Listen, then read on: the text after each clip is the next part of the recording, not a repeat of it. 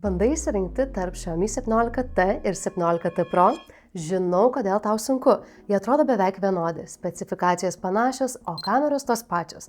Todėl daugelis renkasi pigesnį variantą ir galvoja, kad nieko nepraranda. Bet išbandžius abu, pamačiau, kad yra 3 konkretūs skirtumai. Vieniems žmonėms jie verti primokėti, o kitiems tai tiesiog išmesti pinigai į balą. Šiandien parodysiu, kas tau tinka. Pradedam.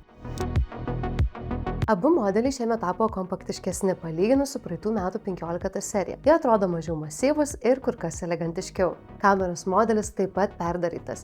Jis dabar susilieja su telefono forma, suteikia švaresnį premium žvilgsnį. Pro modelio rėmeliai pagaminti iš aliuminio, tai tvirtesnė ir prabangesnė medžiaga, kuris suteikia tikrą flagmano pojūtį delne. Tuo tarpu bazinė 17T rėmelis metalizuotas plastikas. 17T yra mažesnis ir lengvesnis. Jis tilps į kišenę ir jausis patogiai delne. Man asmeniškai jis rankoje jaučiasi smagiau nei Pro modelis, kuris yra šiek tiek didesnis ir sunkesnis. Tai jau telefonas, kurį jauti. Abu turi IP68 apsaugą nuo vandens ir dulkių, bet spalvų pasirinkimas skiriasi. 17T turi 4 spalvas, 17T Pro 3. Trumpai tariant, jei nori kompaktiškesnio telefono ir didesnio spalvų pasirinkimo, rinkis 17T, o jei nori solidaus, didesnio telefono rankoje 17T Pro.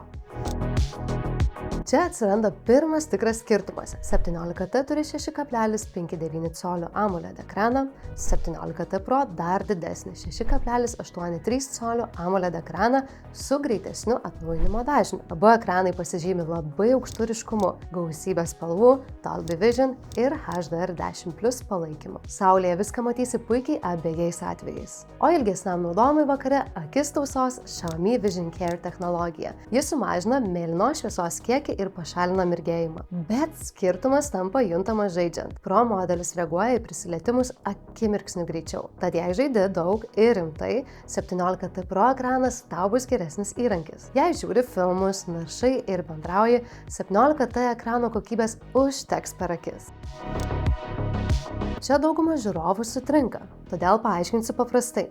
Abu telefonai turi tą pačią kamerų konfigūraciją. Leica pagrindinė kamera, teleobjektyvas su 5 kartų optiniu priartinimu ir plataus kampo kamera. Selfie kamera taip pat ta pati. Ir čia svarbi naujiena. 5 kartų telefoto kamera dabar atkeliavo ir į bazinį 17T modelį. Anksčiau tokį optinį priartinimą gaudavai tik Pro versijoje. Todėl, jei renkiesi 17T, gauni rimtą flagmano funkciją be Pro kainos. Tačiau pagrindinis jutiklis skiriasi. Pro modelis turi naujesnį, didesnį jutiklį, kuris surenka daugiau šviesos. Dieną abu telefonai fotografuos puikiai, skirtumo beveik nepastebėsi, bet prieblandoje, restorane ar vakarėlyje 17T Pro nuotraukos bus ryškesnės su mažiau triukšmo. Abu modeliai turi dar vieną kozirį – AI Ultra Zoom iki 120 kartų. 17T filmuoja 4K iki 60 kadrų per sekundę. Daugiau nei pakanka kasdieniam turiniui ar prisiminimams. Bet 17T Pro filmuoja 8K raiška ir 4K su 120 kadrų per sekundę. Tai jau funkcijos tikriems kūrėjams. Iki šiol viskas atrodo aišku, Pro modelis šiek tiek geresnis. Bet štai kur prasideda tikrai didelis skirtumas. 17T turi didelę 6500 mAh bateriją, bet Pro modelis čia nustebino. Jis turi neįtikėtiną 7000 mAh bateriją. Tokios talpos nerasi nei iPhone, nei Samsung flagmanuose. Abu telefonai naudoja naują silicio anglies technologiją. Tai reiškia ilgesnį baterijos tarnavimo laiką. 17T turi 60 W laidinį įkrovimą, bateriją pilnai įkrausi per valandą. O 17T Pro jis dar greitesnis, net 100 W. Pilnai pakrausi per mažiau nei 50 minučių. Pro papildomai turi 50 W belaidį įkrovimą. Abu telefonus krausi maždaug kas 2 dienas, bet Pro modelis ištvers dar šiek tiek ilgiau.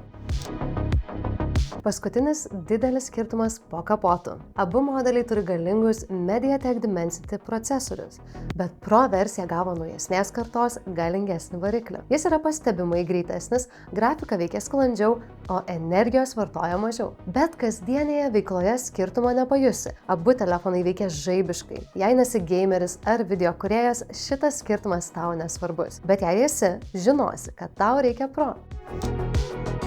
Koks galutinis verdiktas ir kurį iš šių modelių vertėtų rinktis būtent tau? Paprastas 17T yra idealus variantas, jei įvertini praktiškumą ir kompaktiškumą. Šis mažesnis modelis atliks viską, ko reikia kasdieniams užduotims. Tuo tarpu 17T Pro sukurtas tiems, kurie nori įspausti absoliutų maksimumą ir mėgsta didesnį ekraną. Jei aktyviai filmuoji turinį, daug fotografuoji, prasto apšvietimo sąlygomis, žaidi ryklių žaidimus arba tiesiog ieškai galingo įrenginio, verta investuoti į Pro versiją. Tai telefonas, kuris prisitaikys prie tavo augančių poreikių. O dabar man įdomu, kurį rinktumeisi tu? 17T ar 17T Pro? Parašyk komentaruose kodėl.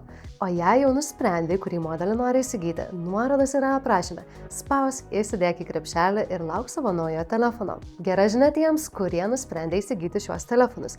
Tik birželio mėnesį kartu su 17T dovanojame laikrodį dovanų, o su 17T Pro modeliu dovanojame planšetę. Nepamiršk paspausti prenumeratos ir įjungti pranešimus, kad nepraleistum ateinančių apžvalgų. Su tami buvo Viktorija, mobili prekyba ekspertė. Ačiū, kad žiūrėjai ir iki greito.